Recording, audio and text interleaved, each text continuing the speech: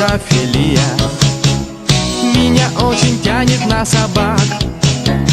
Бросила меня девчонка Лия и сказала то, что я мудак.